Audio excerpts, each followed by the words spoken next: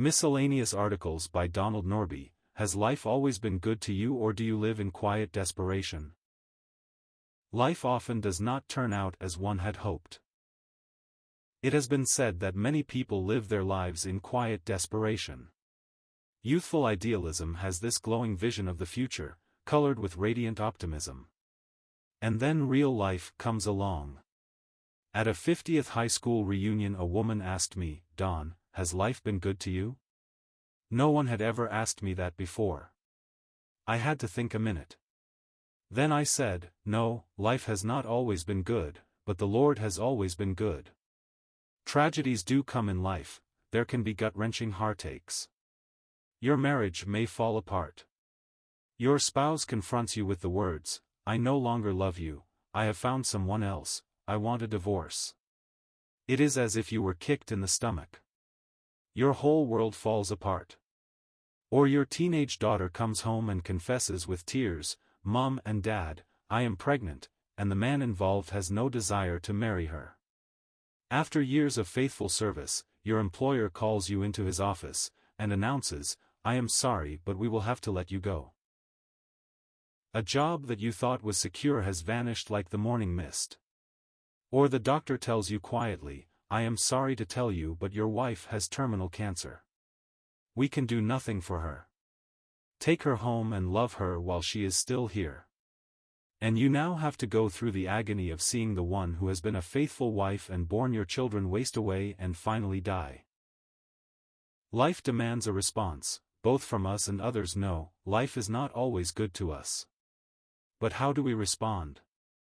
We may become angry and bitter, angry with God for allowing this to happen. With Job's wife we may cry out, "Curse God and die," Job 2 verse 9. We may enter into a deep valley of depression, drowning in the depths of self-pity. A lady friend of ours died suddenly at home. She was a dear Christian. Her husband said, "Well, she has her wish now, she has wanted to die." Grief over her children had tormented her soul for years. She just wanted to die and to go to be with the Lord. No, life is not always good nor pleasant. Hopefully there will be Christians who will rally around you to sustain you with their love and prayers. They have come to know the God of all comfort, who comforts us in all our tribulation, that we may be able to comfort those who are in any trouble with the comfort with which we ourselves are comforted of God. 2 Corinthians 1 verses 3-4. If any part of the human body knows an injury, the whole body musters its resources to bring healing. So it should be with the local body of Christians, the assembly. We are exhorted, "Bear one another's burdens, and so fulfill the law of Christ," Galatians 6 verse 2. When all else fails, God is the ultimate resource in every event, but then ultimately we must turn to God Himself, cry out to Him and cling to Him. David returned to find his home village in smoking ruins, his family and goods plundered. It was a low point for him. Now David was greatly distressed, for the people spoke of stoning him. But David strengthened himself in the Lord his God, 1 Samuel 30 verse 6. Jehovah was his God, and he would claim his love, protection and blessing. David could say, "Preserve me, O God, for in you I put my trust," Psalm 16 verse 1. At times life can be confusing and painful. Again Asaph could write, "When I thought how to understand this, it was too painful for me, until I went into the sanctuary of God, then I understood their end," Psalm 73 verses 16-17. Life is an issue we need to live with. The time comes when one must accept the reality of the tragedy in life and go on living.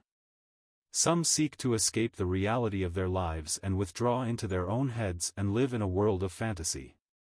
Such may end up in mental hospitals, useless to God and to man. We must face reality and think truthfully, Philippians 4 verse 8. Begin to live for others and forget yourself. Then you will begin to heal from your wounds. There are many lost, hurting people around us. Reach out to them. Your suffering has uniquely equipped you to help others, and remember our God keeps our tears in His bottle and one day will wipe away all tears from our eyes. Our Father will welcome all his children home and kiss their tears away. Thanks be to God.